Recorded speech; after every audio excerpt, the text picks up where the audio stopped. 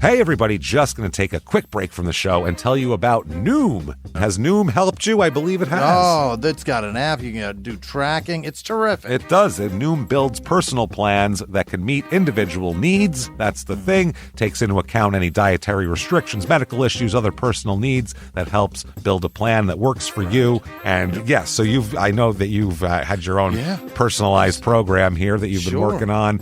And it's weight loss This is weight loss results that last. They stick around because you get yourself into a lifestyle change. That's what matters. That's mainly it. You can't just say, I'm going to cut that out for a month and then go back to it. That's not what it is. So I'm glad it's helping you. That's great. And it really does. I like the psychology and biology-based approach here. Yeah. Noom Weight uses psychology. That's why they say losing weight starts with your brain, but it also takes into account your unique biological factors, Jimmy. All of your multitude flora and fauna that goes on inside of you there. Sure. Yeah. Stay focused on what's important to you with Noom's psychology and biology-based approach. Sign up for your trial today at Noom.com, Noom.com here, based on 3.5-year study of actively engaged Noom users with minimum starting BMI of 25. Individual results may vary. Visit our website for more information.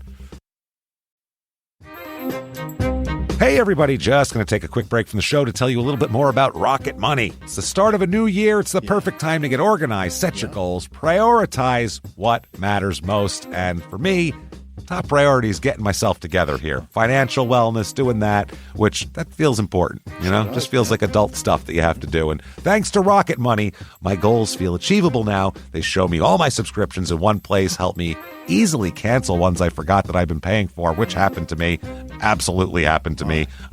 For years, I was paying for something. I was like, what is going on here? Rocket Money found it and saved me lots of money since then, because it's been a while. So they did a great job here. Rocket Money is a personal finance app that helps find and cancel your unwanted subscriptions, monitors your spending, and helps lower your bills so you can grow your savings. Rocket Money has over 5 million users and has saved a total of $500 million in canceled subscriptions, saving members up to $740 a year when using all the app's premium features. Cancel your unwanted subscriptions and reach your financial goals faster with Rocket Money. Go to rocketmoney.com/smalltownmurder today. That's rocketmoney.com/smalltownmurder. rocketmoney.com/smalltownmurder. Now back to the show. Welch's knows some things make zero sense, like why the algorithm knows your music tastes better than you do. But zero sugar and full flavor? We made that make sense with new Welch's Zero Sugar. All that passion fruit or tropical punch goodness and none of the sugar. You gotta sip it to get it. New Welch's Zero Sugar. Let's fruit stuff up.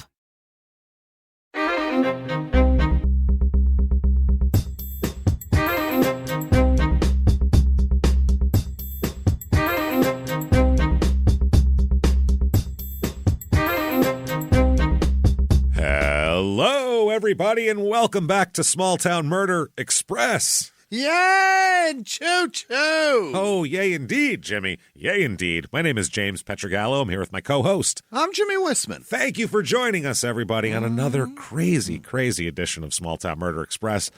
As you know, it comes fast and furious in this in this little episodes, in these episodes here. So can't wait to get into it. Very quickly before we start, shutupandgivememurder.com is the place to get everything. Merch, tickets, last live show of the year. If you're listening to this when it comes out regularly, it is tomorrow night in Dallas. So if you're in Dallas, I don't know if there's any tickets left by then, but few tickets are left there. So come see us in Dallas. And this month, December, we will be announcing our 2024 tour schedule. Can't wait to do that. So thank you so much. Patreon.com/CrimeInSports is where you get the bonus material. Anybody, $5 a month or above, you're going to get it all. You're going to get the whole, there's 200 back episodes of whole shebang. Everything, the whole shit and shaboodle here. You're going to get everything. You're going to get back episodes. You're going to get new ones every other week. One Crime and Sports, one Small Town Murder, and you're going to get it all. And this week, what we're going to get here for Crime and Sports, we're going to talk about roller derby. Oh, boy. What the hell is roller derby? It was popular at one point. Is it wrestling? Is it Who knows? Is it a sport? Let's find out. We'll figure out what the hell happened with roller derby and do that. So, small town murder. It's love after lockup time, everybody. Boy. One of the best times of the year. This is a great season because there was somebody dead before it even aired. There was an in loving memory before the show, before it even came out, which is amazing. That's incredible. In loving memory. Now let's see how it happened. Let's check it all out. So that and more, and get everything, and a shout out at the end of the regular show. All of that. Patreon.com/crime in sports. And by the way, you should listen to Crime in Sports, our other podcast. It's very murdery lately. Trust me. You need to do that. And you should also listen to Your Stupid Opinions, our new podcast, where we talk about some of the dumbest reviews of things you could ever imagine. They called the Grand Canyon mid. Put it that way. That's you know what I mean? It's just a lot. So check all that out. Can't wait. And we will see you there. That said, let's get into this here. Okay. I think it's time, everybody, to clear the lungs. What do you say? Let's all sit back, arms to the sky, and let's all shout. Shut up and give me murder. Let's do this. All right. Let's go on a trip, everybody. What do you say? We are going to Virginia this week. And it's interesting because it's not that far from our express last week, which was in Maryland. Turns out the towns are pretty close by each other here. This is McLean, Virginia, or McLean, Virginia. It's McLean. So McDonald's would call that the McLean, I think, if they made a burger. That would be something made of veal. That would be something, like a real, that's their turkey burger, the McLean. Virginia. This is at the tip top of the upper Virginia panhandle. That little hump that it has, the camel hump at the top there, the northern panhandle. This is kind of the northeastern part of that, almost Maryland, right near the border. West Virginia's near there. There's a lot of different borders near here. Could get to a lot of places for sure. Quickly, It's about 20 minutes to Washington, D.C., so this is kind of a very expensive suburb of Washington, D.C., because it's only 20 minutes. It's a very nice place. 35 minutes to Dumfries, Virginia, which was our last Virginia episode. Stunning brutality, shocking stupidity was the name of that one. I love that. Population of this town, 49,310 at the moment. It's gone up lately. Median household income here, buckle up for this. It's in the rest of the country right now. National average is $69,000 for household income, $242,610. The median income. Wow, that's middle class in this town. That's amazing. Who the fuck lives there? And then people. Lobbyists and DC lawyers and who knows. Median home price here, $1,186,400. I'd fucking murder too. God. I get it. I can't pay this mortgage. I'll kill everybody. You lose your mind trying to pay that. Oh my God. Holy shit. So history of this town, it was named for a guy named John Roll McLean, I guess, who's the former publisher and owner of the Washington Post. Back in the day there. Along with the guy named Stephen Benton Elkins, and a French aristocrat, Jean-Pierre Guinard, in 1902. They brought the charter for the railroad to go through here. So that once this connected to D.C. by railroad, forget about it. The place was it was on. Elkins guy, is that the plumbing guy? It's got to be, right? Not Belkin, Elkin. Oh. Like an elk. Oh. Yeah. Isn't Elkin? Belkin is like electric and shit. I have no idea. There's Elkin, I think. Yeah, I'm pretty sure it's plumbing. I don't know a lot about plumbing supplies. I got to be honest with you. I don't know enough like about Chevy Chase's dad, that kind of wealth. Yeah, I don't know about wholesale plumbing equipment. That's not my normal area of expertise. But I don't know. I don't have a lot of expertise, and that is definitely an area where I don't have any. So reviews of this town, because we've never been here, so let's find out what other people think. Here's 5 stars. This person is clearly from another country, because they say so. My experience at the high school is special because it is the first school I have attended in the U.S. There you go. Oh, exchange student, yeah. I felt that the students and teachers around me were very welcoming, which is why I was able to adapt and make friends easily. Okay, so the kids are nice to foreigners. That's good. Nice to an exchange student. It doesn't say whether this is like a Swedish exchange student with double D breasts and, who's bouncing through the hallways. Everyone's so nice to me. I wonder what they didn't say exactly. I don't know. It's crazy how they carry my bags. It turns into American Pie very quickly. That's all it is, the story of American Pie. Here's 4 stars, and they do pros and cons and list them in order by number. So I like the organization here. Yeah. Pros. Number 1, great public schools. Some private schools, not the best nationally, but great schools. Okay. 2, close to D.C., Tyson's, a lot of grocery stores. Tyson? Is that a grocery store? What's I guess Mike Tyson's. You just go there and he punches you. It's near his house. Punches you, feels you up a little bit, and you go home. Feeds your baby to a tiger. Yeah, you know how it is. Eat your children. 3 stars. Number 3, mostly clean and very green. Number 4, library and community center is good. Yeah. That's nice. Number 5, close to a lot of parks. Number 6, overall safe for families, but is deteriorating. The crime rate is like less than half the national average here, by the way. Deteriorating. Yeah. Cons, a lot of cookie-cutter houses, no walkable or bikeable downtown, no Whole Foods within town boundary, but Balducci's, overpriced and sell out-of-date meat. Ew. Okay, that sounds like I got to look up Balducci's for your stupid opinions is what that sounds like. I hear about this meat. I want to hear about this out-of-date meat. That's going to be good. Yeah. Also, how dare you gripe that there's not a Whole Foods nearby? Yeah. How do you... There's not even a Whole Foods. This place is like totally ratchet. Like it's awful. You are exposing your class, my friend. 2 stars, very congested. Tons of traffic, and it takes forever to go anywhere. There are few sidewalks, which makes walking dangerous. Public transportation is encouraged and widely available through city buses and the metro. Yeah. Okay, finally, 1 star. This person's laying it down. People in this area are snobs. Well, they make a lot of money. So they have $1 million homes, that's why I wouldn't live in a place like that. The schools are way too hard. Schools are too hard? What? You mean they're good schools? They make you do work and stuff. It's totally weird. They push the children to succeed? Crazy. And the area is insanely expensive. That's true. My mom has a renter in our house because she can't afford to live in the crazy expensive house. Well, yeah, it's $1 million house. Why'd she buy the expensive house? Go to a worse neighborhood. I couldn't get into any Virginia schools because my GPA at Langley was not good enough, so I had to go out of state, and now I have loans. Everyone here is very rude.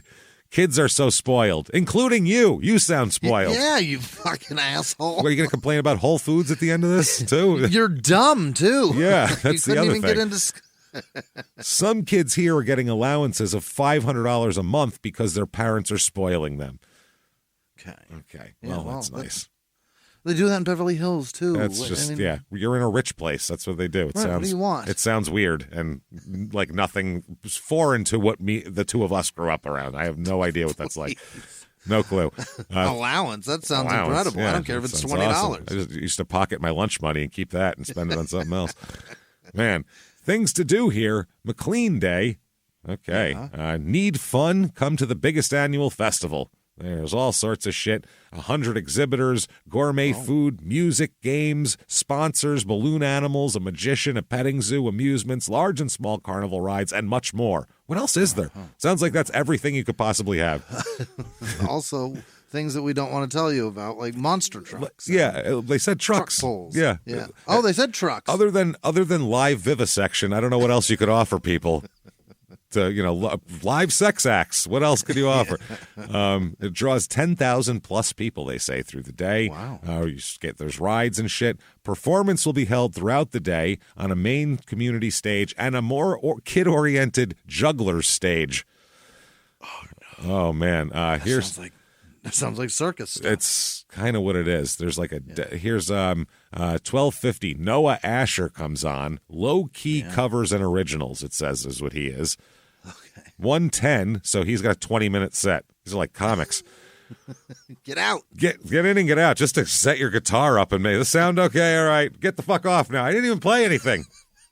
I just got my pick in place and everything's tuned. What the hell? I got student loans, you guys. I need to play. 1:10, Hull, which is an alternative rock band.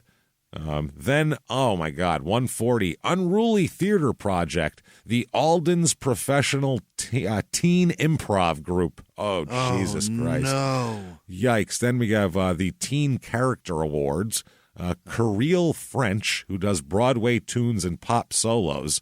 And then Hull's going to come out for a second set at 3:45 and close this fucker down. That's right. No one's going to follow them, so they're going to... Just a warm-up set to get you thirsty for more. Wow, and there's a voting booth there where you can cast your ballots for the governing board election also for the... Oh, and it's election day? For the, I don't know what's going on. This place, you can't offer anything more than what they offer. There's even voting. I don't know. It's weird. That said, let's talk about murder. I think that's less weird than what we just discussed. So let's get into this. Okay, let's talk first of all about a woman named Pam. Let's get into Pam. Yeah. Pam Hargan, Hargan. Yeah. Okay, that's her married name. She marries a man named Steve Hargan, and they're going to have 3 daughters. All right, we'll talk about that. Now, she's born in 1954, Pam. Yeah. And later on, they're going to get divorced, her and Steve, and then you're pretty much not going to hear from Steve for the rest of the story. So Steve's pretty irrelevant in this whole thing. Pam and Steve plus 3. Now it's Pam and Steve. No, just me and Pam. Pam and 3. I mean, 3 daughters. Pam plus 3. That's it. That's it. Yeah, it's a half a Brady bunch going on we got here. So she's looking for... Yeah. What was his name? I don't know. Mike Brady. Mike there Brady. It is. Yeah. So Steve's going to disappear into the wind, basically. Okay. He dropped some babies in her, and that's what his role in the story is. On his way, yep. That's it. So Pam, on the other hand, let's talk about them. Let's talk about their daughters. There's Ashley, Megan, and Helen are the daughters. Yep. And Helen is the youngest by pretty far, too, I think, by a few years. Based on name, yes, she is definitely. Yeah. Well, Helen sounds like she could be the older one. But yeah. Like, or she's hearkening back. Yeah, putting on those bell bottoms again today. Megan was born in 74, 75. The 80s. That she's. Well, she grew up in the 80s. Megan was born in 88, I believe. So that's really? Yeah, which makes sense because Sarah's sister's name is Megan, and she was born in 1988. So I think her 87 or something. I knew a shitload of Megans a little bit older than me. Right around 77, 78. Yeah, 70s through the early 90s. About a decade. Megan was a pretty popular name, I believe. Pretty big. And Ashley was a big name, too, because my cousin was born Megan and Ashley were usually sisters. My cousin was born in like 88. Her name is Ashley. Yeah.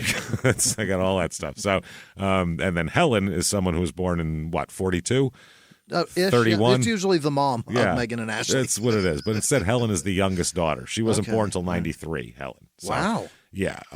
Now, Pam and Steve divorced when the kids are young. So mid-90s is they get a divorce. Pam takes them and they move around a little bit, and they end up in Potomac, Maryland. Oh. So that's where they lived for a while. Pam's very successful, very driven. We'll talk about her. What's she do? Well, we'll talk about that in a second here. But they said that a neighbor of theirs in Maryland named Tammy said that Megan was very upset about this divorce when they got a divorce.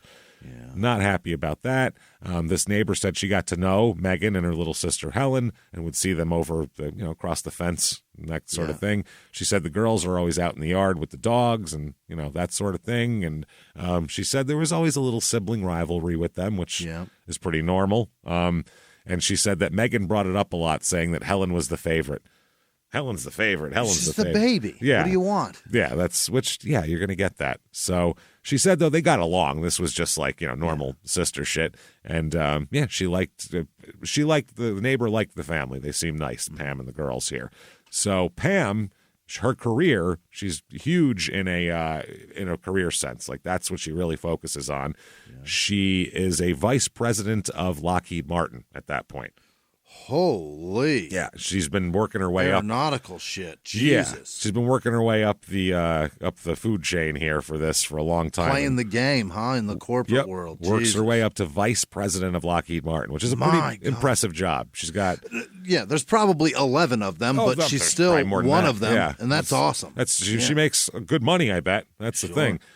She builds up a lot here. She builds up an estate worth about $8 million.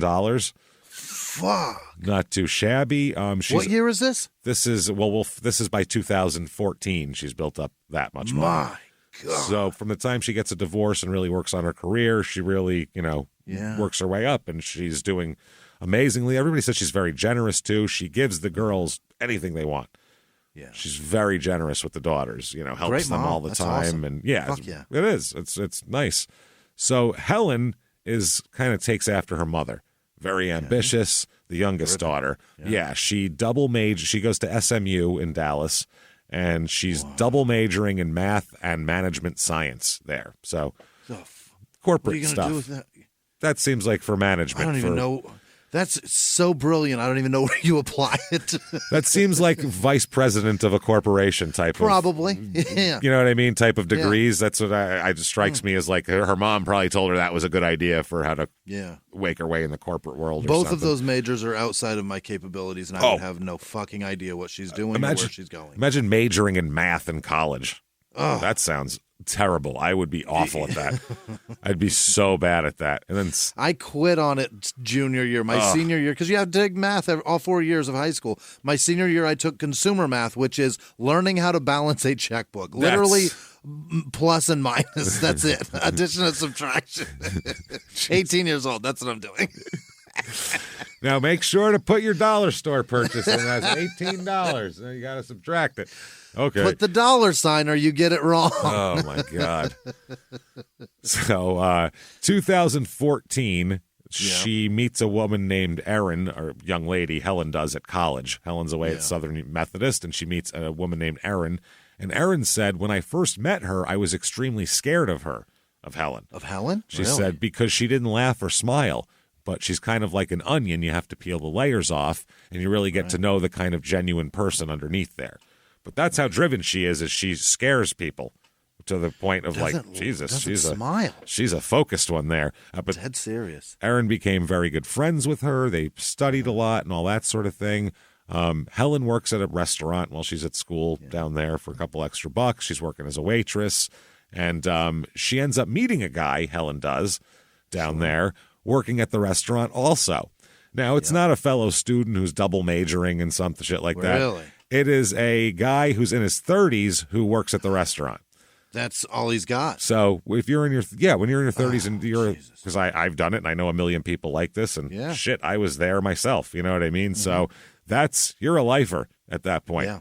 There's nothing else you do, really. I mean, she's possibly a lottery ticket. If I can get her to fall in love with me, I can get out of this. Hopefully. And they might have just also had a genuine connection, but there's an over 10-year age difference and all that, which whatever. His name is Carlos Gutierrez, the guy who works at the restaurant, and they fall in love with each other here. Really? Her friend said they had plans to move in together. That's what it was all about. They wanted to get married. According to Carlos, they were ready to get married, and Pam had started. This is how nice of a mom Pam is. Pam started building a house for Helen, having a house constructed for her. Wow, that is some shit. Imagine that. You get done with college, and your mother has constructed a house for you. She has gone and purchased 2x4s for you. Holy shit, that is insane. So that was in Northern Virginia also. So in 2017, Helen moves back from Dallas to the Virginia area to get ready to move into her home that was just built for her. Wow. Not too shabby. Now, according to Carlos, he didn't propose to her yet, but that was on his mind. He was going to propose to her pretty soon. That's where he's going. That's how it's happening here. They said it was just a matter of she didn't know what she was going to do with her career yet, Helen. Yeah. She has these degrees and stuff, but didn't figure out exactly what route she wanted to take. Sure. And which, I mean, when you get out of college, that's what you got to do. You poke around. And a lot of times what you think you're going to do isn't what you're going to like. I know a lot of people who went to school for something, were all excited, and then did it for 5 years and went, I don't even fucking like this. What was this? Yeah. I just decided when I was 17 that sounded okay, and now I'm 25 and I don't like this job. Or I'm 27 now, and I don't like this fucking job, and they have to start over. It happens to a lot of people. It is amazing. It crushes we are forced to choose what our path is going to be when we're so young. It's like your frontal lobe isn't even done yet. And I got to know what I want to do with it forever. Unless you have like a 47-inch vertical jump, or you're like a piano prodigy or some weird shit like that. What's the percentage of those people? Outside of that, everybody else who just works for a fucking living, you don't know what the hell you're going to do. You got to decide between architecture and vet tech. That's wow, that is wild. So now Megan here, let's talk about her. In 2015, she met a woman named Rebecca Wolf, who's going to be very good friends with her. They met while Megan and her were volunteering in a program to find homes for dogs that were rescued from war zones. Unreal. Which is like, let's see. If you were writing a script and you said, we need to make this character sympathetic, like in a romantic comedy, like she's really nice and she's great, but her love life is bumbling or whatever. What's the thing that would show how nice she is? What if something with animals? Some animals. Yeah, that's good. That's good. That's like a good start. Something with, a homeless dog. She places them in homes. Rescues. No, not rescues. Huh? No, rescues. How about rescues from people who died? No, better. I got something better. War zones. War dogs. 3-legged fucking IED victim dogs. That's what we're looking for. Somebody in it said, what if the owner died? Well, what if the owner died in war? What if the dog almost died in war? What if the dog crawled out of a house of rubble? What about that? Like half on fire and shit, and then Megan comes and like towels her off and then hands it off to somebody who lives in the suburbs of Washington, D.C. Here's a yard to run around. An old person for the rest of its days. Car backfires, the dog takes cover. Not good. But that's as nice a thing as you can imagine here. Find something nicer. I dare you. Know what I mean? That's pretty nice. That's all I'm saying. Oh, God. So her friend Rebecca said about Megan, she's very compassionate, generous heart, just a really good person. Yeah. So it sounds like it. She said that Megan often talked about her family, how generous her mother was. She said that Megan admired her mother's wisdom, her career, and she always spoke very highly of her and looked up to her.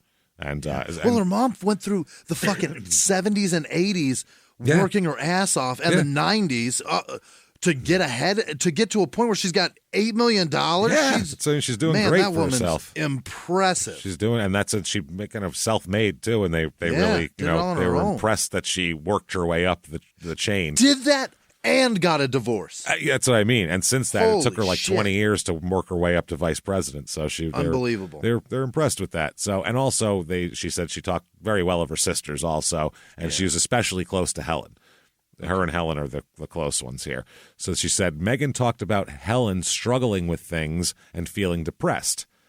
Yeah. Dude, if I worked at a restaurant and double majored at SMU and doing all this shit, I would I'd be overwhelmed. Never mind depressed. My head would be swimming. She said, but I never got the impression that it was an insurmountable thing. Just that Helen was having problems, which is very normal for college age kids working. So 2017.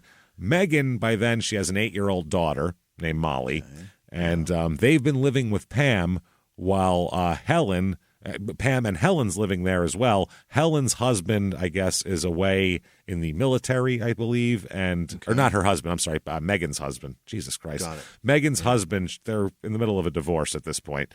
Oh. But he's away, he's in the military, so she is staying with her mom, and Helen is also living there while her house is being finished. So not bad. So that's the house. You got an 8-year-old, you got the 2 sisters, and you got mom there. So 3 generations of somewhere else. Yeah, she's doing her own thing. She doesn't live there. So July 14th, 2017 comes around. Yeah. All right. We've set the table. This 911 call goes as such. Okay, here's from the recording. Dispatcher says, Fairfax County Police and Fire, which is where this town is. Fairfax County, yep. How may I assist you? Carlos Gutierrez is on the other end of the phone. He says, yes, I have an emergency. And he said, I'm in Dallas, Texas, and my girlfriend lives in McLean. And he says that Helen, he spoke to her earlier that morning, and now he can't get in touch with her, and he's worried. Hey, Hey, everybody, just going to take a quick break from the show to tell you about the safest sponsor ever, Simply Safe. Absolutely. These people will keep you safe. It's amazing. You know that every 26 seconds a burglary takes place in the United States, according to the FBI. That means that by the time this podcast is over, dozens and dozens of homes will have been targeted, ransacked. God knows what happens here. So protect your home before it's too late with Simply Safe proactive security system. Simply Safe helps stop threats before they even have a chance to break in. Named Best Home Security System by U.S. News and World Report 5 years in a row. And by us for about the last 8 years as well. If you trust us, believe me, you want Simply Safe. So visit simplysafe.com/small to claim 50% off a new system with professional monitoring plan and your first month free. That's simplysafe.com/small. There's no safe like Simply Safe. Now back to the show. This show, Small Town Murder, is brought to you by BetterHelp. Get yourself some therapy, everybody. Honestly, here. We often hear about, red flags that you should avoid. Hey, that's a lot of a thing. It's become a real phrase now, real cliche. Yeah. But why don't you focus also, you look at green flags in friends and partners. Look for good things as well. Right. And maybe you're not sure what that looks like, though. Therapy can help you figure that out. What are positive things? What are the green flags? And then you can practice them in your relationship. It's absolutely a fact. And so, honestly, we absolutely are huge advocates for this. It really, really helps. BetterHelp is fully online, making therapy affordable. It's convenient. They serve over 5 million people worldwide. You can access a diverse network of more than 30,000 credentialed therapists, wide ranges of specialties there. Here's the coolest part.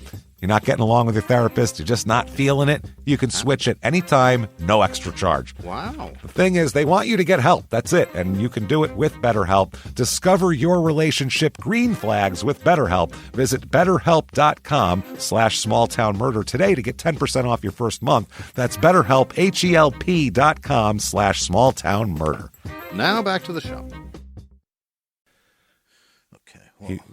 He said, my girlfriend won't answer the phone, and I'm thinking my girlfriend's life is in danger. Wow.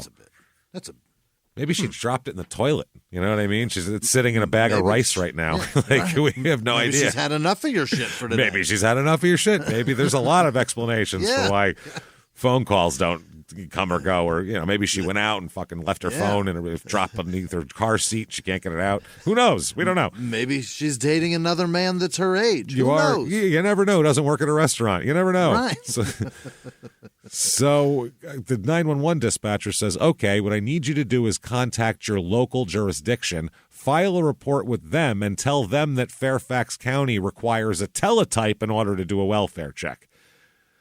What? So that's 3 layers of shit. Rather than I'm calling, can you go over there? He's got to call Dallas PD, and then they'll fill out a report, and then they'll fax that to fucking Virginia, and then they'll get that report, and then they'll go do a welfare check. Well, but here's the thing. We don't know you. We've hung out with those guys at the police jamboree that we throw every year. That, so we trust them Hull more performed. than we trust you. It was great. Yeah.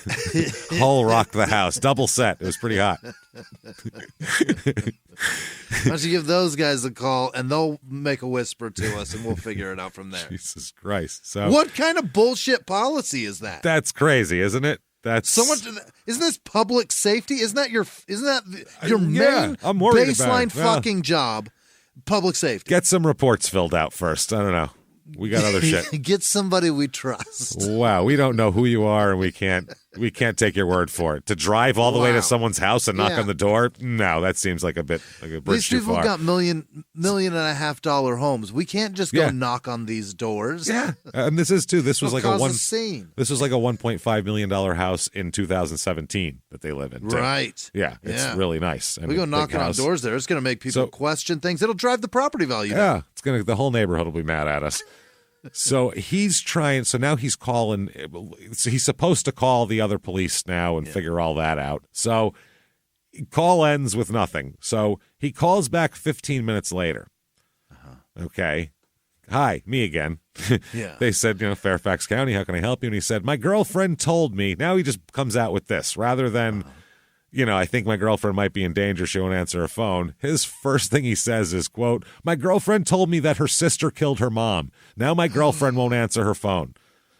There it is. Excuse me? That's the phone call you should have said. Why did you say that the first time when fucking that would have been a thing? Oh, you got to call them and they'll fill out a report. Hey, my girlfriend said her sister killed her mom, so maybe get the fuck over there, okay? Thanks. Click. What the fuck are we talking about?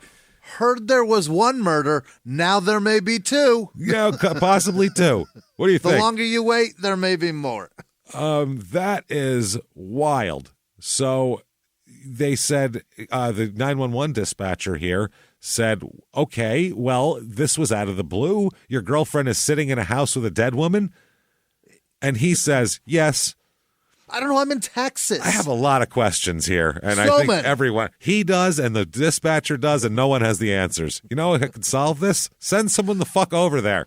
Get on site, please. Let's give it a look-see. What do we? Yeah. Jesus Christ. So he calls. They're saying, well, and they're thinking too, like, why didn't Helen call if someone was dead? Why'd she talk to you instead of the police? This is very suspicious. He said, quote, I reported a murder earlier and I didn't have the address. Now I have the address. Because he had to call back and say, now I have the address. Mm-hmm. Okay. Wow. So police arrive around 3 p.m. and they go in. Ooh. And, they're going to find, and we'll tell you the details here, but they're going to find Pam dead. Oh, boy. And then they're going to find Helen dead, too. Oh, no. Yeah, Helen's dead in the house, too. What about that 8-year-old? We'll talk about that. Oh, That's Megan's 8-year-old. So Megan lives there with the 8-year-old. Uh-huh. So, yeah. Now, the 8-year-old is not harmed at all. Okay. Well, yeah. All right. So the police visit now the next of kin, obviously, and say, hey, your mom was shot twice and killed. Whoa. And your sister's dead as well, and, all of that. They talk to, they notify Steve, who is the ex-husband and the father. Dad, yeah. And they say she had a gunshot wound. They talk about Helen. 2 shots to the head of Helen in the mudroom. Or not Helen, Pam, the mother. Uh-huh. They said, Helen, she had a gunshot wound that appears to be self-inflicted. So they're like, that's what they told the father. This looks like a murder-suicide because she had a rifle resting on her with the the stock between her legs. So between her feet. Uh-huh. So it looked a little suicide-y there. So that's not great. So then Steve calls over Ashley and Megan. Megan's the oldest; she's 34 at this point, and 32-year-old Ashley. So they bring them in. She's born in 84. I'm sorry, it wasn't 88. I don't know why I thought 88. So Megan here says what happened, and she then freaked out. She said, "What are we going to do? Oh my God, this is crazy."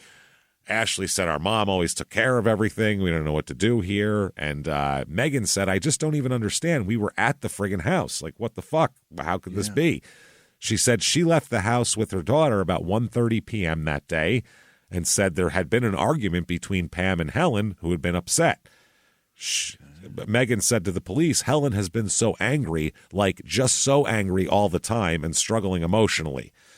And she said, I knew that Helen was depressed, but like to do this, I can't even wrap my head around it. Like, what the fuck? Yeah, that's heavy. Yeah, and they said that, and she also said that Helen had threatened suicide in the past and during bouts of depression as well. Yeah. She's talked about it. And Ashley said to the police also, I know my sister was depressed, the middle girl. And they said, has she ever talked about hurting herself? The police asked her, and she said yes. Really? So both sisters said she's depressed. And also, they come up with another thing here. They say, Megan says, well, that's true. Helen is depressed and everything. But at the same time, they might have been attacked because I saw something the day before.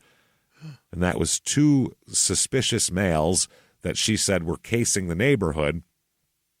And she said that that's why she ended up bringing the rifle that Helen ended up having. She brought it upstairs herself. Megan did because she saw people casing the neighborhood. So she brought a rifle upstairs, so she said to protect herself. It's the .22 Ruger rifle found with Helen's body. Yeah. It's that one. So it belongs to Megan's husband. So Megan had brought it upstairs. Yeah. Mm-hmm. She says that her mother allowed her to store it in the house until they moved into their own place because they were just buying a house in West Virginia. As she got a divorce. As things were going on, yeah. Yeah. So she said, my husband, this is when they were still together for a minute. She'll be divorced very quickly. She said, my husband and I just literally closed on our new home yesterday, Megan says. My mom bought it for us. So, if you build a house for Helen, you got to fucking buy one for Megan. You can't. Yeah. So, she said, they asked her, okay, Helen's depressed, but that makes sense for a suicide, but why would she kill your mother? Yeah, what is this? That about? This doesn't make any sense. Why were they fighting?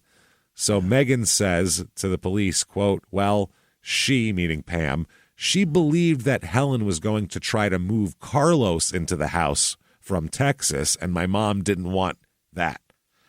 Oh. She said, I didn't build the house so you and your 35-year-old boyfriend can fucking move in there, so you can import this guy from Texas and he can, just sponge off of us the whole time. Not happening. So that's what she said. She said, this morning my mom let Helen know that she was canceling the contract on the house she's building her because she truly believed that Helen was going to try to move Carlos into the house. So, yeah. Carlos's fault. Well, Carlos, at the same time, they ask Carlos now. They go to Carlos and they go, what up with that? And he says, well, Megan killed both of them. He says, when I talked to Helen, Helen said that Megan just killed Pam. So Megan must have killed Helen too. So Megan did it all. That's his story. So Ashley, they talk to Ashley and they go, does that hold any water with you? You're the middle sister. You know everybody better than anybody here. That hold anything? And Ashley said she would never do that, ever. Never, okay? Megan would never do that. That's what she said, never, okay? That was her response.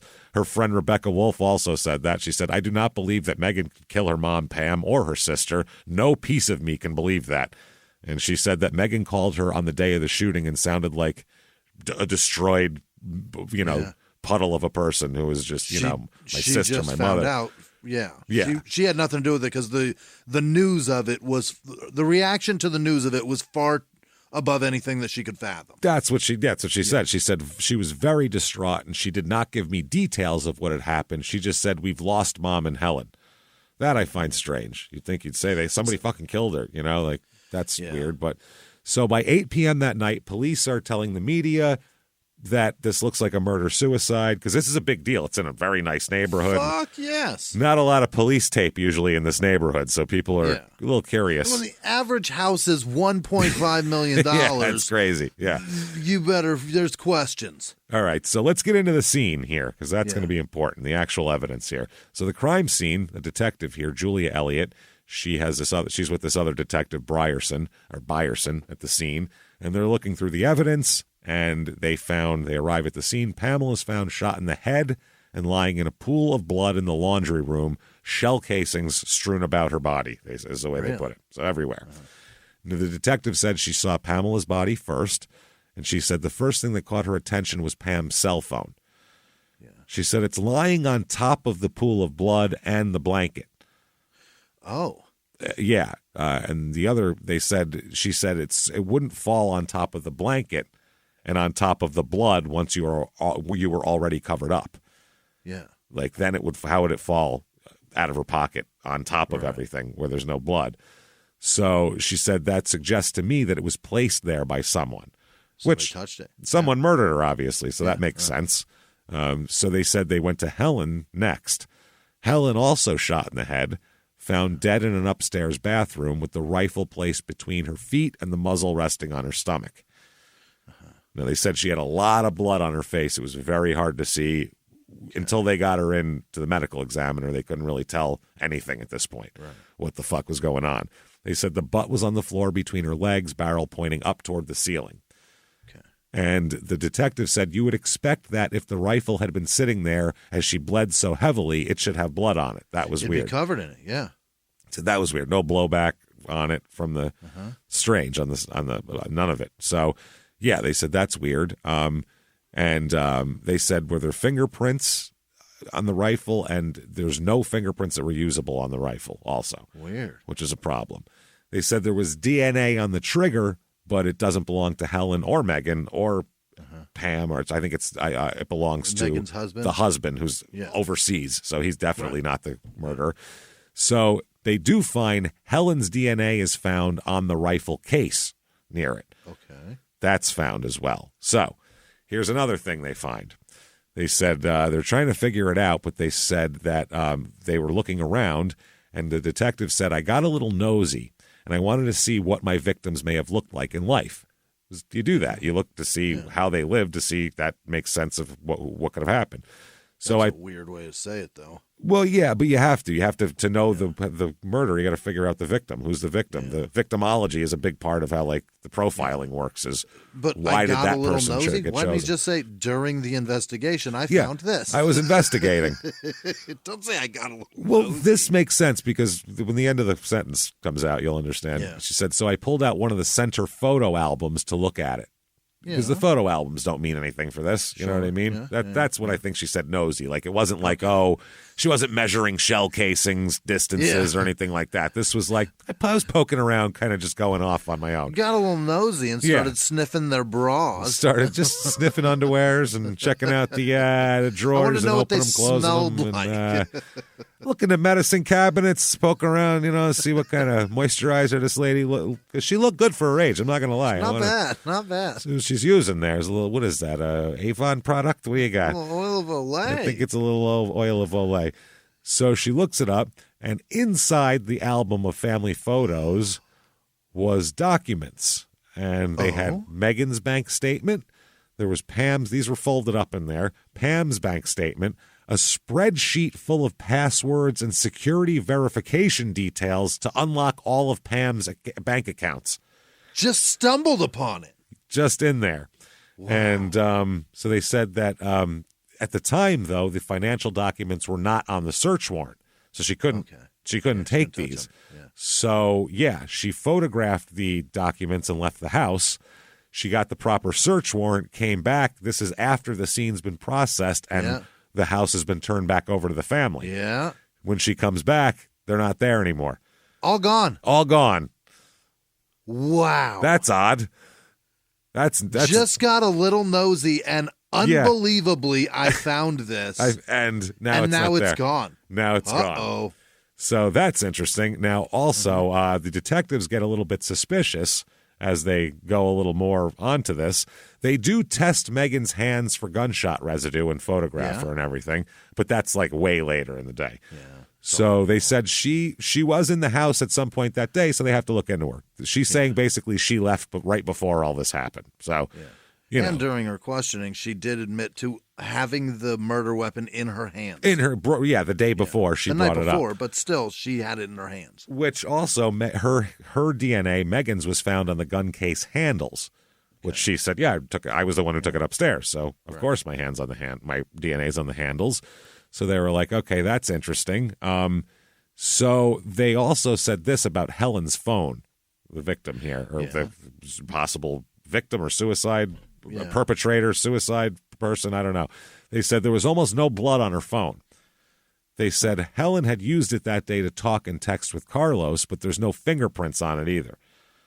Oh. I mean, who wipes their phone off every time they text somebody? That's not normal. Pre-COVID? Not even a chance. Yeah, they said that in the lab, they found what looked like swipe marks as if someone had taken their hand and wiped off the front screen. Like if you just take it, so it's one big smudge at that point. So now the autopsies. Let's find out here. Okay, the gunshot wound on Helen turns out that it is on the top of her head. Wow. Which would be very difficult to hold a rifle between your legs and shoot yourself in the top of the head. Yeah. And I don't mean top of the head like, hits in the top of the head and then goes back. I'm talking top of the head down. Bullet ended up in the bottom of, in her throat, like by her jaw. Wow. Here. Yeah. Think about that. So absolute straight line down. So that's interesting. It traveled downward into her neck, they said. They said she would have had to hold it straight up and be able to reach the trigger to accomplish this. Impossible. And they said, the detective said, I've worked a lot of murders. I've never seen that before. Never seen anybody shoot themselves in the top of the head like that. It just doesn't exist. Never it's not heard a thing. Of it. Yep. So, they said at that point they started thinking someone else pulled the trigger here. This is not them. Mm-hmm. So July 17th, 2007, or 2017, they found something else. that Monday morning, they got a message on their phone from Capital One. Yeah. Okay. Bank employees had seen reports of Pam's death because it's a huge story in the area. Right. And they said, we saw that she's dead, but we have this recording of this call that you might find interesting that came today.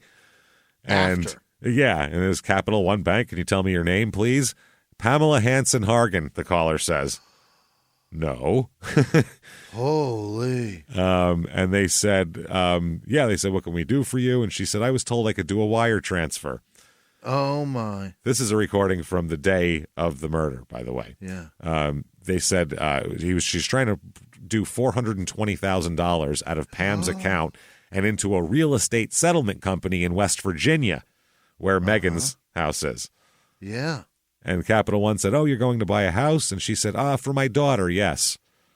And then she passes through the security verification questions. Yeah. And they said, all right, great job. Here we go. The transaction, though, didn't go through. So then the caller tried again the next day, because that was from the day before the murder. Then the day of the murder, they call back. And she says, oh, yeah, we attempted yesterday, but there was a bit of a mix-up, so I'd like to do it again now. And she said they need it today. And so they're, trying to do all this. So the detectives are like, well, who the fuck is trying to steal our money? Because that's not Pam that did that. And so they're very suspicious of Megan at this point.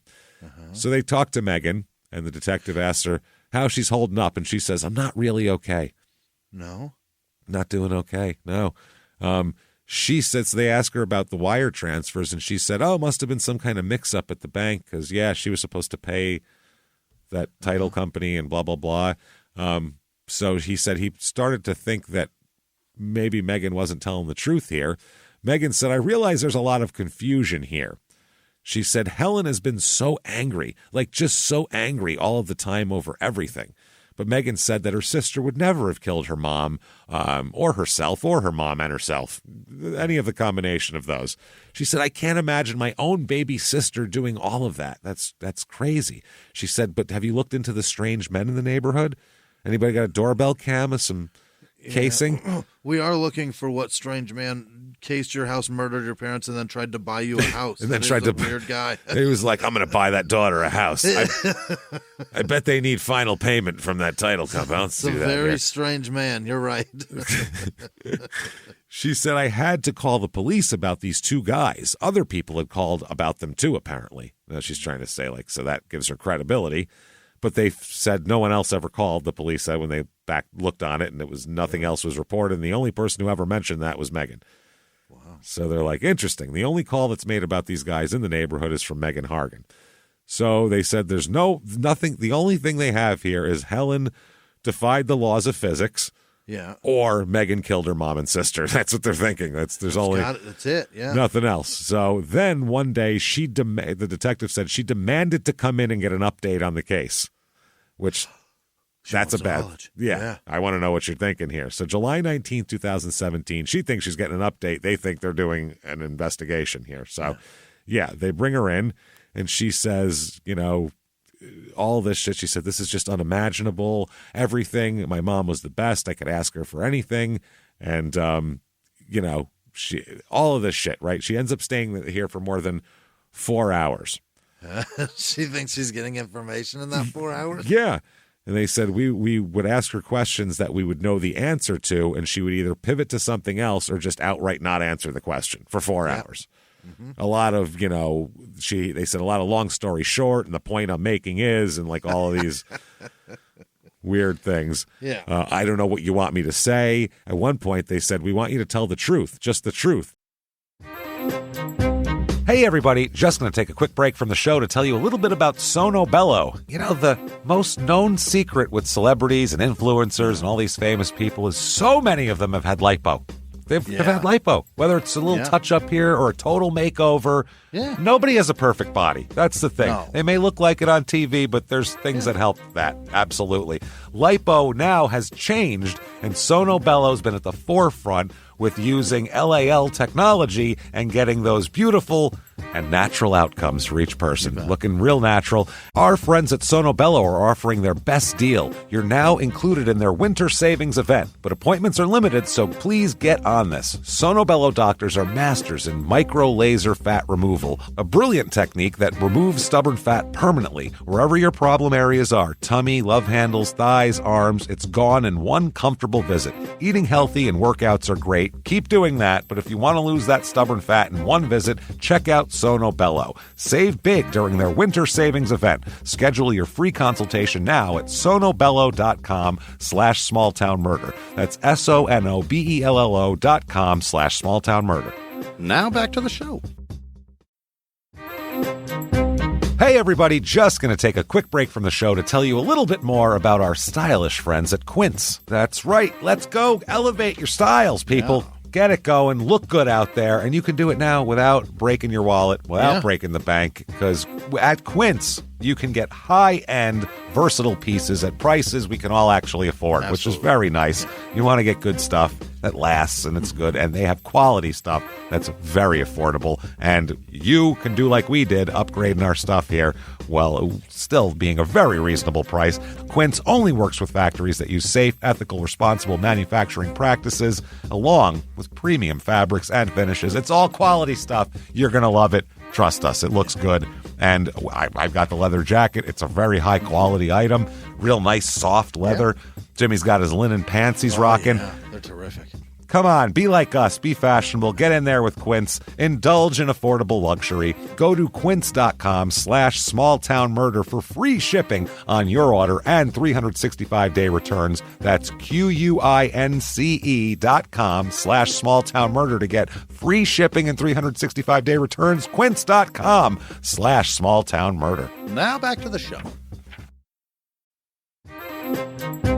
Hey everybody, just going to take a quick break from the show to tell you a little bit about a very cool place, Thrive Market. Yes, we are both looking to get into the healthy swing this year. The problem is I don't know what's in everything, and I don't know if even I'm qualified to even read the labels to know if that's good or that's bad. Right. There's chemicals in things, and there's things floating around. I don't know what I'm doing out there. One of my favorite features, and I know you were talking to me about this, is the Healthy Swap Scanner in the Thrive Market app. Yeah, it's simple. You scan any item, and it'll instantly suggest a cleaner, healthier grocery alternative, which is it's great. Amazing. Yeah. That's great. Thrive Market also takes the guesswork out of finding these safe, healthy foods. For example, like I'm trying to get my protein intake up for energy. I'm always moving around. I need stuff, and I love that you can filter their site by the high protein options. Nice. It's very cool, and you can personalize this portion, and you can put filters on it. And get ready. You should be ready for a junk-free start to 2025. Get ready for it and head to thrivemarket.com/smalltownmurder and get 30% off your first order plus a free $60 gift.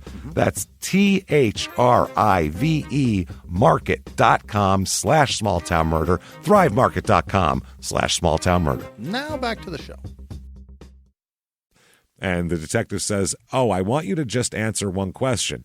And they said, I'm going to play a call for you. And they play the tapes, and it's the tapes to the bank. Yeah. And they said, who is that on the phone? And Megan said, it's me. Oh? Yeah. And they said, it's you, right? And they said, well, why would you do that? And why didn't you tell us you did that? And she said, because I knew how it would have looked if I told you. Well, how do you think it looks now? It looks way worse now. Just like Carlos, why didn't you tell us about the murder stuff? Looks worse now. So he said, no, it's not how it would look. You knew that if we knew about this, it would shine a whole new light on you. And she said, I didn't kill anybody. This is crazy. I don't know anything. Then halfway into the interview, when they're just asking her these questions, she just stops and says, you know what? Just blame me, she says. Just blame me. I'll just take the rap for it. Fuck it. I don't care. Do you know what that means, Meg? Well, the cop said, just answer the questions and explain it. And she said, just blame me, just blame me, just blame me. My family's been through enough. Just blame me so they can move on from this, okay? What does she think that means? Just sweep it under the rug. I'll just go away somewhere and it's fine. Dinner's ruined. Let's just go get pizza. That's not how this means, lady. Who's ordering pizza? Let's go. Wow. So they said it seemed as if she was acknowledging that we knew that she had did it without openly giving us detailed confession. She's just blame me. I didn't do it, but I'll just take the blame for it. It's easier on everyone. It's easier for the rescued war dogs if I just take. I like to put it on me. That's what I do at Christmas time, so let's just do it. And then she said, quote, "This is not happening." And then they said, "Well, will you take a polygraph?" And she said, "Absolutely, I'll take a polygraph." Not only did she take a polygraph, she took a polygraph 3 times and failed all 3 times. Oh, Meg. So they're like, And then they let her leave that day. Really? They let her leave that day for some reason. because it's inadmissible anyway. We got to get evidence, and then we'll arrest her. Yeah. He said. But if you get a girl like that who's already in that position saying those kind of things, you could tip her over. Right? It seems like you could make it work, but I guess they didn't want her to lawyer up, though. That's the problem. Yeah. If she said, "Fuck this lawyer," then it's over with. They got no. Then they can't get anything out of her. And the detective said, "So murder investigations can be extremely complex. You not only have to be sure, you have to be right. And the decision is not, does it just rest on me? I have to be on the same page as the Commonwealth Attorney's Office, because they're the one who file charges. So in consultation with them, we decided to wait." So she never got her money from her mom, but she and her husband used a VA loan to buy a different house in West Virginia. Oh. So that's how it worked. And that goes on, and the detective said we kept an eye on her. We knew where she was, and, things kept coming in. By the way, her gunshot residue test that finally came back showed she had gunshot residue on both hands. Both hands. Oh, boy. Yes. Then finally, on November 9th, 2018, a year and a half later. Oh, my God. They do a press conference, and they say, we're arresting Megan Harden finally, or Megan Hargan finally. Hargan, yep. So, they say we think it was a double murder made to look like a murder-suicide. And she tried to obtain money from her mom's bank account. She probably got caught. They probably called Pam, and then this is happening. So the prosecution said that Helen called her boyfriend Carlos hysterically crying at 11:30 a.m. Here's the timeline. Helen told him that Megan had come into her room to say she just shot her mother before going downstairs somewhere on the computer and transferring funds. That's what Helen was telling Carlos. Yeah. Megan then told Helen that she shot her mother because she got caught doing an escort deal, and Pam was going to take away her then 8-year-old daughter who also lived with them. So she was doing, like, according to the sister, she was like doing shit on the side, escort shit on the side. You don't mean escrow deal? No, not escrow. Mom does escrow deals. Megan does escort deals. All right. And she said that Pam threatened to take away her 8-year-old. Oh, my Say, I'm God. going to take possession of your kid here, and I'm going to go to the court with my lawyers and say that you're not an unfit mother because you're, I didn't work my ass off to get up through Lockheed for you to just do it the easy way like this. No, you're going to work hard, too. Hey, you know what? Sucking dick is never the easy way. I would never call that the easy way. You might be right. That's a hard way. Trust me. That would not be good. It does show. Yeah. It shows how hard it is based on you don't see a 60-year-old. No. If I asked you, how would you like to make some money? Would you rather work at some company for 20 years or suck 1 million dicks? You'd go, Jesus, 1 million dicks? Wow. I guess I'll go to work every morning. Fuck it. Cubicle doesn't sound that bad. Good God. How many dicks? 500's too many. Think about 1,000 dicks laid out end to end. That's miles and miles and miles of dick. It's so much dick. So that's a lot of dick, Jimmy. So then, anyway, Megan transferred nearly $420,000 from a different bank account, not the Capital One, a different one, to the title company handling the closing for her home. So she got that money eventually. Yeah. She then, Helen said that Megan returned back upstairs. Or not Helen said, but this is what happened. Yeah. Megan returned back upstairs and shot her sister in the head, top of the head, obviously. The video evidence shows Megan's car leaving the home at 12:58 p.m.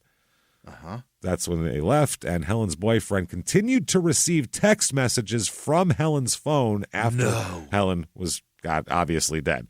Prosecutors believe that Megan was the one who sent the messages, and that's what they're thinking here. Unbelievable. Yeah, we'll talk about exactly what they were, but they were like, I'm not mad at my sister anymore. Everything's fine. Shit like that. I've gotten closure. Fuck mom. Yeah, I'm over it. I was hysterical crying an hour ago. Now I'm fine. What an asshole Megan is. I'm over it. Yeah, she's a real asshole. So apparently that the Capital One bank account, Pamela had put a freeze on it after being alerted by the bank. That's why she couldn't do that transfer she was trying to do. So they said the detectives here, when they do their press conference, they said, they're obviously they were suspicious from the start, but it took a long time to get all the information. What a spoiled bitch Megan is. That a $400,000 house that mom is taking care of you on, and you're going to complain? And you can just wire $500,000 to yourself. No problem. And no big deal. No big deal. Like you deserve it. Like you're owed. Fuck you, man. It is absolutely bonkers. So during the trial here, opening statements, prosecution, they tell the jury that the day before the murder and on the day of the murder, Megan tried to secretly steal $400,000 for a new house. And then she killed her sister to shut her the fuck up, basically.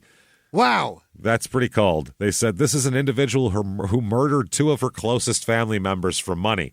This defendant took that .22 caliber rifle and killed Pamela Hargan and Helen Hargan, and I'm going to ask you to find her guilty. Yeah. Now, the defense says this is crazy. Helen's the killer. Okay. Yeah, they said that she's been described by both sisters and other people as mentally unstable at times, depressed at times. They tell the jury that Helen was furious at her mother for saying that if Helen didn't break up with Carlos, the man she wanted to marry and move here, that she wasn't getting her new house. And the prosecution says, though, there's no evidence that Helen was depressed, even though even Ashley said that she was depressed and had threatened to hurt herself. That's the thing here. So the defense says that, no, it's a murder-suicide, just like they said at first. And that's it. Now, the prosecutor said that, no, they said that within days, bias affected the way they viewed every piece of evidence. At that point, because that's what the defense says, but the prosecution says, oh, the evidence is just obvious. Yeah. That's fucking crazy. So Carlos testifies. He tells the jurors that he planned on proposing marriage to Helen and that they hoped to move in together in a new home in Loudoun County, Virginia, that was being built for Helen when she was killed. Oh, boy. He says that he got the call that morning. Helen was crying hysterical. He said that, quote, Helen told me her sister had killed her mother. She sounded very frightened and scared. I could hear her mouth trembling. She was sobbing. She said she didn't know what to do. This is what she was concerned about, Carlos said. She didn't know what to do because her niece was in the house, the 8-year-old. She was in the house for this. Think about that. This Megan is sick. That's sick shit, man. She's a bad woman, dude. This is a sick fucking person. So she was home, and she didn't know how to get Helen was concerned about, she wanted to get the niece and get the fuck out of the house. That's what she was trying to do. And she said, Carlos said he told Helen to get the fuck out of the house, get out. So then more phone calls came after that, and then he couldn't get a hold of her anymore. Mm-hmm. So he called her over and over again. He eventually got a series of texts from Helen's phone, which he believed were being sent by Megan imitating Helen. Yeah. You can tell someone's cadence on a text. Yes. You know them, especially your girlfriend, your boyfriend who lives out of state. You talk through text constantly. You know exactly how they talk. And one of them said, quote, everything is fine. I'm not mad at Megan. All good. Anymore. All good. Feeling better now. Yeah, feeling better. Holy shit. Now, in cross-examination of Gutierrez, the defense highlighted that Helen never called the police. She called you. What the fuck were you going to do about it? And also reads Gutierrez his own grand jury testimony in which he said at one point that she told him, quote, Carlos, you just need to be quiet. Let me handle this. Don't call the police. Which sounds suspicious, you know? Yeah, I guess. Well, if you were going to kill everybody, if you were going to kill your mom and try to get away with it, you might tell your boyfriend that your sister told me that she killed my mom, to set up that as a thing. So that makes sense. And why would she say, don't call the police? That's just weird.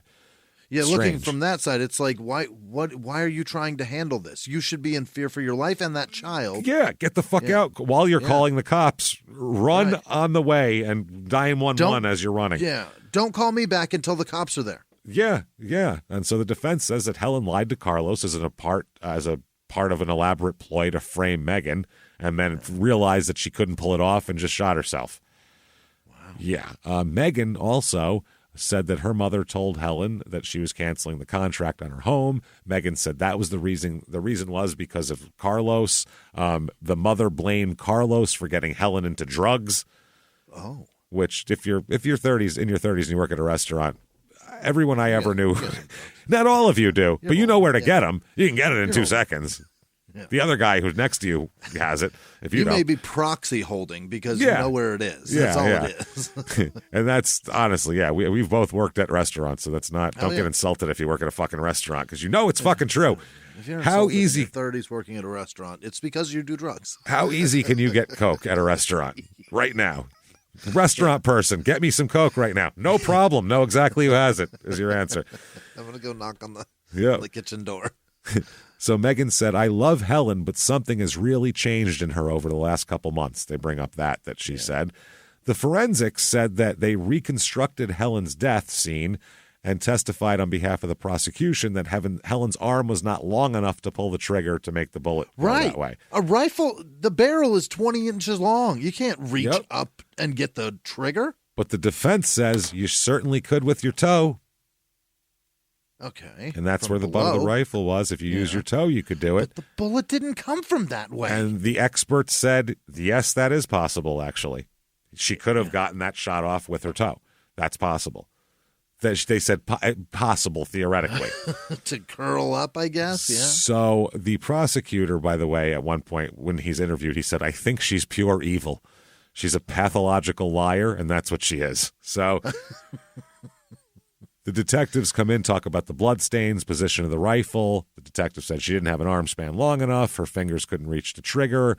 So, they had a forensic animation, a virtual model of her not being able to reach the trigger and all that sort of thing. They said she needed about 5 more inches on her arm to be able to pull the trigger that way. So they said, no way. That's how that goes. They play the Capital One calls. The day before the shooting, the bank called Pam. And they said somebody tried to do a wire out of your account for $400 and some odd $1,000. And Pam said, what? I didn't do that. Oh, boy. So, yeah. Now, the defense here, the defense is this. It's all Helen. She didn't call 911. She called her boyfriend. She realized she couldn't pull it off. She used her toe to shoot herself. Duh. Jesus Christ. How stupid is everybody here? Yep. What are we, fucking dumb? So, also, Helen has no signs of a struggle either. Really? She's not hit at all. There's no signs of a struggle. Just a very clean, she could have been bending over. Megan walked in the room, shot her in the top of the head.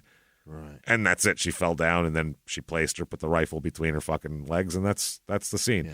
That's very obvious or possible. Ashley testifies, the other sister, and Jesus Christ, she says, I know my sister was depressed. And they play her tape of her saying that, she's talked about hurting herself. But then she testifies that she doesn't remember saying that on the stand. Oh, okay. Ashley does. She says 150 times plus that she doesn't remember certain things. I don't remember. That's Ashley's testimony. Why doesn't she want to be involved at all? That's wild. They said, she doesn't want to, maybe she doesn't want to say things that are helpful to the prosecution is all it is. Or hurtful. She doesn't know. Who knows? Yeah.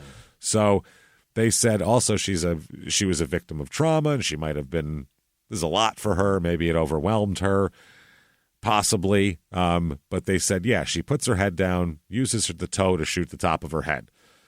So they said it's unlikely but possible, the experts say. They said her legs are long enough that her toe could reach the trigger technically, but it's very unlikely. Yeah. So the verdict comes in here. Jury deliberates for less than 2 days.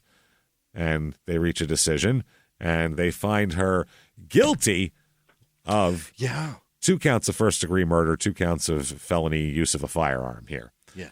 Now, her friend Rebecca says Megan Hargan is innocent.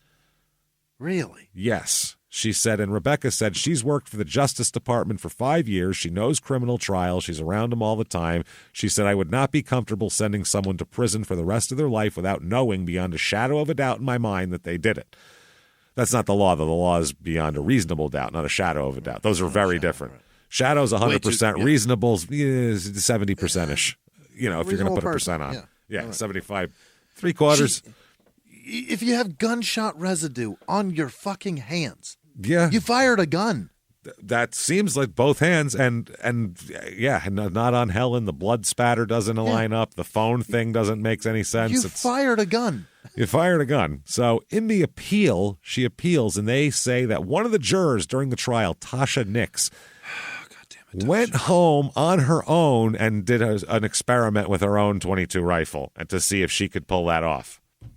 She did her own recreation, which she's not the same exact measurements as Helen and all that, so that's a completely irrelevant thing. So they said Miss Nix went home and used her own rifle to see if it was possible. She tried to hold the rifle and maneuver it with one hand. She tried to see if it was possible to hold the rifle without leaving fingerprints, because that's another thing, no fingerprints on there. She tried to see if it was possible to shoot herself at the angle the medical examiner explained.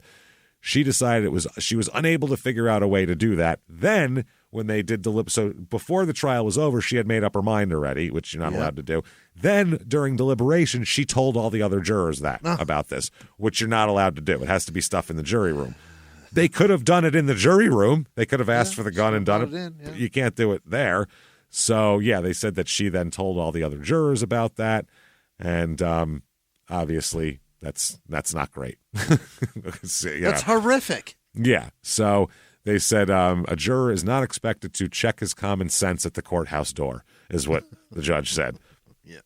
He said that the juror could not properly receive any information about the case except in court and in the manner of law. And they said that Juror 82 engaged in juror misconduct, albeit well-intended, and that there is sufficient grounds to believe that extraneous information might have prejudiced the jurors and can't have it. So they set aside the verdict and have set a date for a new trial.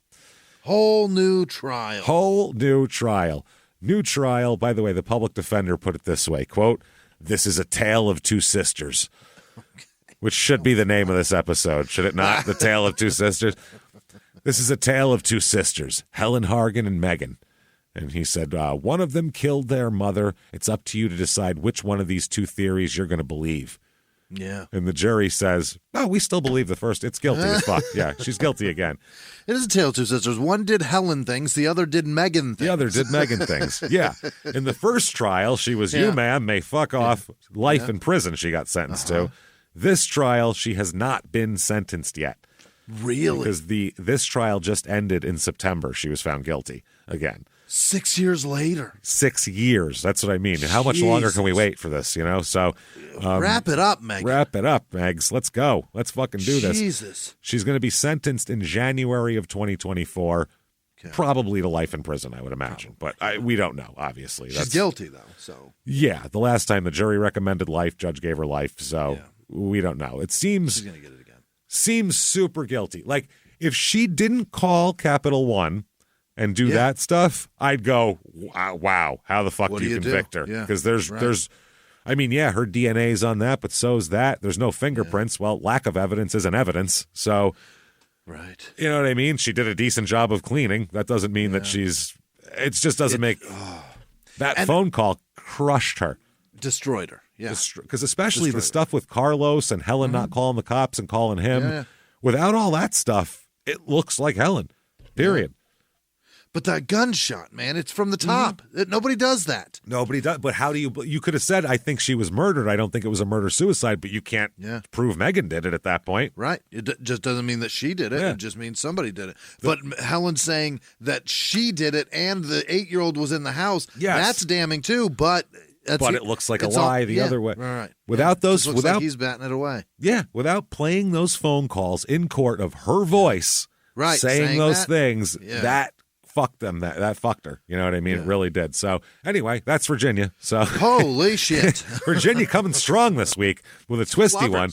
Holy shit, it is for lovers. If you like that show, tell the world about it. Get on whatever app you're listening on. Please give us 5 stars and tell every fucking person you know about it too. It helps. Truly, yeah. Post on social media. Get on all of that shit. If you want to find us on social media, real easy to do that. We are at Small Town Murder on Instagram, at Small Town Pod on Facebook, at Murder Small on Twitter. So find us and follow us and do all that stuff. Patreon.com/CrimeInSports is where you get all the bonus episodes. That's where you get tons of crazy stuff. Anybody $5 a month or above, a cup of coffee. Fuck that coffee for one day and get yourself a shitload of awesome content. Couple hundred back episodes to binge on. New shit every other week. One crime and sports, one small town murder. You get it all this week. Crime and sports, roller derby. What the fuck is it? It was very popular. Now it's late. Is it real? Is it not? Is it wrestling? We'll talk about it. Then for small town murder, Love After Lockup, the show. A guy died before the first episode even aired. So that's how good this season is. Can't wait to get into that. And you'll get a shout out at the end of the regular show. That is patreon.com/crimeinsports. Also, listen to Crime in Sports while you're at it. Yeah. It's very murdery lately, so there's some good, good weird murders there. Especially, you'll find out what happens in a Van Buren Street Hojo parking lot.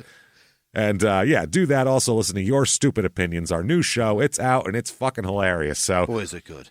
Good palate cleanser for the world. Just, I'm going to laugh for an hour. Nobody died. It's great. Check that out. Listen to us. You want to follow us on social media. Drop down menu at shutupandgivememurder.com. Links to all that shit. Keep coming back each and every week. You can't stop us from doing it. And until next week, everybody, it's been our pleasure. Bye.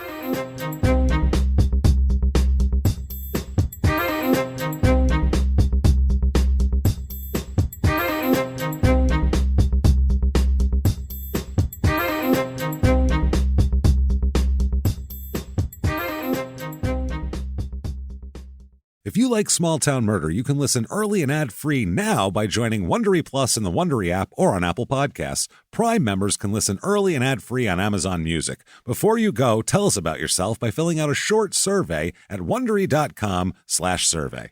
In the 1980s, a rosé swept the country. Hey, Mike, I really like this White Zinfandel. Well, good. Now put it down. I'm going to try another one. White Zin became America's top-selling wine. But most don't know that this sweet drink has a sour history.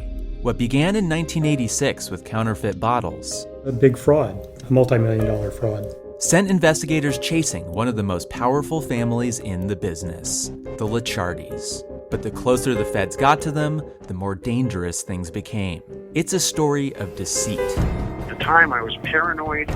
Threats. You touch my kids, I will kill you. And murder. With a .22 caliber bullet to the head. What started with a scheme to mislabel wine spilled into a blood-soaked battle for succession. Welcome to Bloodvines. You can binge listen to Bloodvines exclusively and ad-free on Wondery Plus. Join Wondery Plus in the Wondery app, Apple Podcasts, or Spotify.